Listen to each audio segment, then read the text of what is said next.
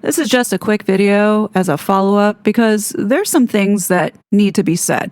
Yesterday, I made this community post sharing my raw personal feelings in my personal space that I have here on YouTube.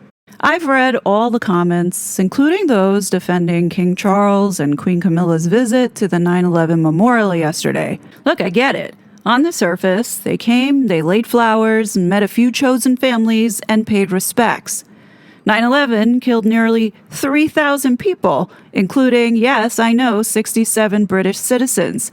And it did change the world. No one is saying the victims from other countries don't matter or that the day should be forgotten. I'm not saying that. My objection here isn't to the basic act of remembrance. What I'm objecting to is the full royal production that came with it. The media coverage, the photo ops alongside former Mayor Bloomberg, and selected families. Not all families were invited to meet the king, and I can confirm that for sure. This same diplomatic trip tied the king's congressional speech, reminding everyone NATO was there for the U.S. after 9/11 as a way to convince America more money is needed from the U.S. taxpayer to fund Ukraine's fight for democracy and freedom. For those of us who were physically here that day, these memories are burned into our souls in a way that no one else outside can fully understand. And what I'm talking about is this crushing helplessness that we all had watching loved ones perish in real time. There was like this indescribable fear, and I can't, relate this to anything else but this event that seized all of us with a sudden gut-wrenching thought that it could be very well the last day that you have on this earth, and you're not able to contact or get in touch with any of your loved ones to say goodbye because all communications had been down or it was overloaded. That fear and helplessness is something I'll never forget. Combine that with the choking dust that we were breathing in, I'll never forget the smell and taste of that. I vividly remember watching the black smoke flowing where the iconic towers once stood as I sat looking out of a ferry window pulling away from Manhattan, feeling an enormous amount of guilt for leaving without my father who was downtown and we didn't know if he was okay or not. Thankfully, a day later, we finally heard from him, but others were not so lucky. But unfortunately, my cousin never made it out, so Joanna, K3I, go fuck yourself. And it wasn't just that day. The weeks that followed left their own scars.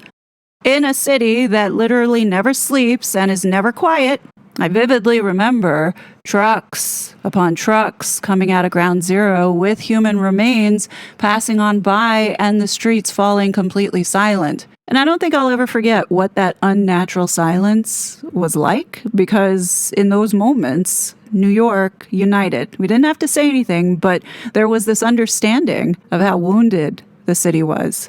So hopefully people are seeing that this trauma is not abstract. It's literally seared into my psyche and the psyche of everyone who experienced that day working or living here. And this is why this particular photo op 25 years later hit me the way that it did. In my opinion, the king's visit felt like exploitative pageantry more than quiet sincerity, and that's truly my feeling here. If genuine respect for the dead and survivors' trauma was the priority, a private visit years earlier would have carried far more weight than waiting until nearly the 25th anniversary during a high-profile state trip. Okay? My lived experience as a New Yorker doesn't make me disgusting or hateful or vitriolic for calling it out and saying so. It gives me standing. It's no secret, King Charles, long before becoming king, has publicly championed multiculturalism and spoken warmly about Islamic civilization's contributions to the West. I mean, I'm not wrong here. Britain certainly has the right to its policies, but the results include a persistent Islamist extremism challenge that MI5 has said makes up the vast majority of its counterterrorism caseload for years. We're talking about 40 to 45,000 Islamists on domestic terror watch lists. I mean, come on now. I hope people see that the same radical ideology that drove the 9/11 hijackers, their deep hatred of open and free societies, is still very much alive and driving serious security threats in the UK today.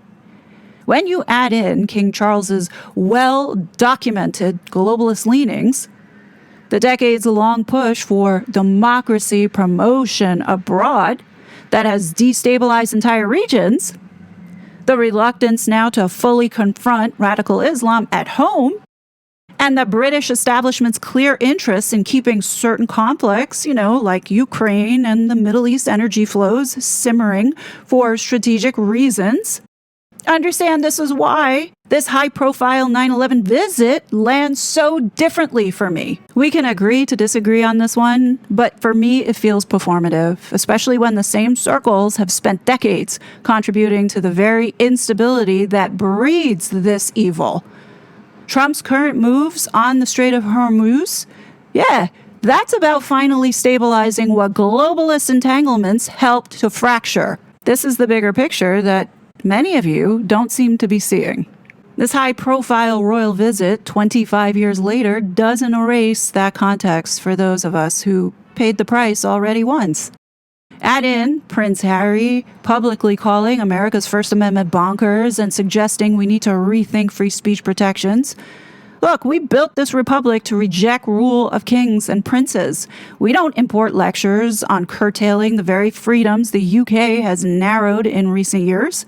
We have been watching the king's son enjoying America's stronger speech environment while at the same time trying to cripple and destroy its foundation.